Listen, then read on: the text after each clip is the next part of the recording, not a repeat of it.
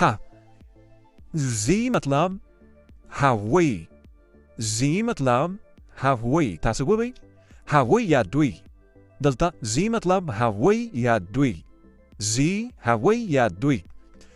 بل زی د موږ سره چې دې ته وایي یو کس استفاده کیږي خو فارمل یعنی مؤدبانه شکل سره تاسو. زی مطلب تاسو، زی مطلب تاسو. موږ دلته درې زی زده کړل. یو زی موږ سره ده هغه یعنی مؤنث ته استفاده کیږي د جنۍ لپاره. بل زی موږ دلته استفاده کوو د دوی یا د هغوی دپاره استفاده کیږي. بل زی موږ استفاده کوو د تاسو یعنی مؤدبانه فارمل شکل سره د دوی یا د هغوی دپاره استفاده کیږي. بل زی موږ استفاده کوو د تاسو یعنی مؤدبانه فارمل شکل